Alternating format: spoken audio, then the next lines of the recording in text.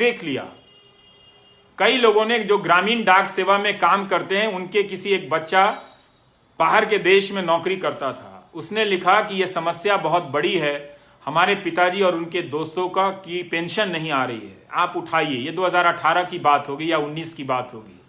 तो मैं इस विभाग को नहीं जानता था, तो उस लड़के ने कहा कि मैं न्यूजीलैंड या कहीं हूं तो मैं कमाकर अपने पिता को भेज देता हूं। पर उन्हें बहुत शर्मिंदगी होती है कि सरकारी नौकरी में 40 साल रहने के बाद भी बुनियादी जरूरतों के लिए बेटे पर निर्भर हैं।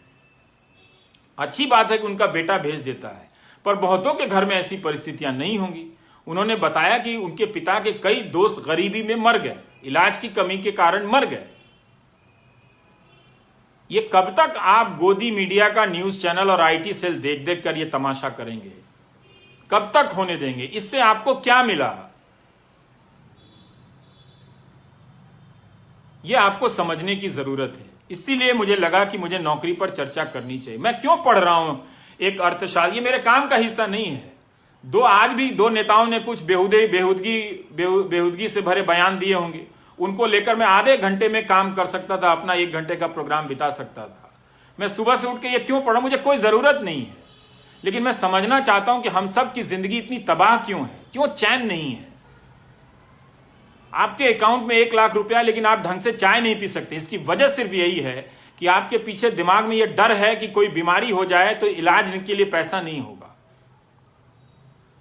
और इसीलिए क्यों? क्योंकि सरकारी अस्पताल जानबूझकर डुबा दिए गए। पटना का एम्स आज तक बन रहा है, उसमें भी पूरी तरह से लोग भर्ती नहीं है। दरभंगा में ऑलरेडी वहां पर एक मेडिकल कॉलेज था, उसको बढ़िया किया जा सकता था।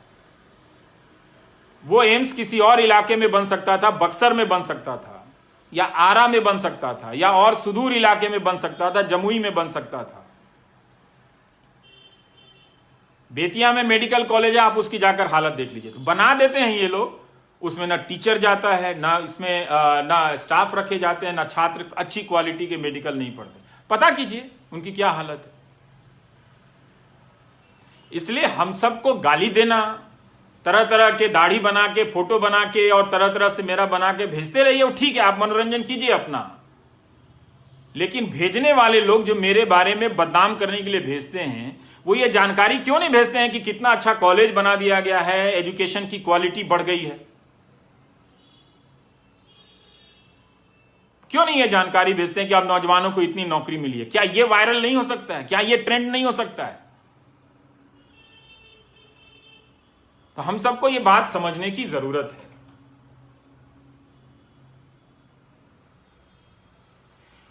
इसलिए नौकरी के सवाल को आप व्यापकता में देखिए। सरकार के खजाने में बहुत पैसा है, ये पैसा बचता है तो उद्योगपतियों के बेलआउट पर खर्च होता है। और आजकल एक नया तरीका अपना लिया है कि वो जानते हैं कि जनता गरीब हो गई है, इसलिए एक हिस्से को 500 रुपया दे दो, एक हिस्से को 2000 दे दो और एक हिस्से को गैस दे दो। देना चाहिए। अगर आप यही सोचते हैं, मैं तो कहता हूं कि सबको आप 10-10 हजार रुपया दीजिए, वो आप नहीं देते हैं तो लोगों में कहते हैं हाँ हमको कुछ मिला, उसको कुछ मिला, कुछ मिल रहा है ना। पर आप ये नहीं समझ रहे कि उस कुछ देने के बदले आपका सब कुछ ले लिया गया है। 20,000 रुपए कमाते थे आप तालाबंदी में, आप 5 रुपया भी नहीं कमाते और 500 रुपए देकर कहा जा रहा है आप कुछ तो दिया गया है। यह ऐलान किया जा रहा है कि छठ तक अनाज देंगे। फिर क्या होगा? क्या छठ के बाद देश की अर्थव्यवस्था अच्छी हो जाएगी? लोगों को काम मिल जाएंगे? फिर लोग क्या खाएंगे छठ के बाद?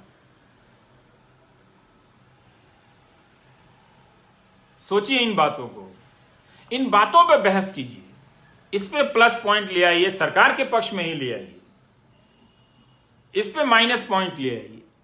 लेकिन जब भी ये बात आता है आप वो धर्म लेकर चले आते हैं, क्योंकि आईटी सेल और 4 न्यूज चैनल वाले प्रोपेगेंडा करने लगते हैं। और आप सब नौकरी से पहले अपने अपने जिले के कॉलेजों में जाना शुरू कीजिए। देखिए कि उस इमारत को बनाने में करोड़ों रुपए खर्च हुए तो उसमें मास्टर परमानेंट क्यों नहीं है तो वो ढंग की पढ़ाई क्यों नहीं कर रहा है। स्कूल की शिक्षा बेहतर हो सकती थी। 90 के दशक के बाद से थोड़ा स्कूलों में निवेश हुआ, टीचर रखे गए, लेकिन फिर क्या हुआ? सरकार का काम बढ़ गया, तो आप देखेंगे कि सरकार के 20 काम टीचर करते हैं। इसका मतलब 20 काम की जगह थी, उसके लिए नौजवान रखे जा सकते थे, वो ना रख के टीचर से कराते रहो काम। कभी वो सर्वे कर रहा है हमारा टीचर, कभी इलेक्शन करा रहा है, पढ़ा नहीं रहा है। दिन भर वो डीएम के यहां मीटिंग में बैठा हुआ है कि अब टीका की मीटिंग में चलना है, अब इसकी मीटिंग में चलना, अब इसकी मीटिंग में चलना है, पढ़ा नहीं रहा है। तो सरकार का काम बढ़ा है।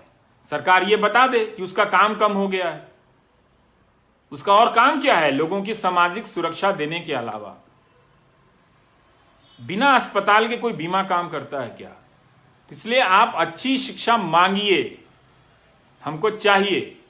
अगर आपकी क्वालिटी अच्छी नहीं होगी, आप 10 साल दिल्ली में आकर कोचिंग में लाखों रुपए फूंक देंगे और आप में से 2-4 लोग निकल जाते हैं जो नैसर्गिक रूप से प्रतिभाशाली होते हैं। इसीलिए देखिएगा मीडिया बड़ा कहानी बनाता है। दर्जी का बेटा आईएएस बन गया, रिक्शा वाले का बेटा आईएएस बन गया। ये अपवाद स्वरूप कहानियां हैं। बहुत अच्छी बात है कि कोई एक प्रतिभाशाली युवक बन गया, लेकिन अब सिस्टम ऐसा है कि ज्यादातर गरीब लोग वहां तक पहुंच ही ना पाए।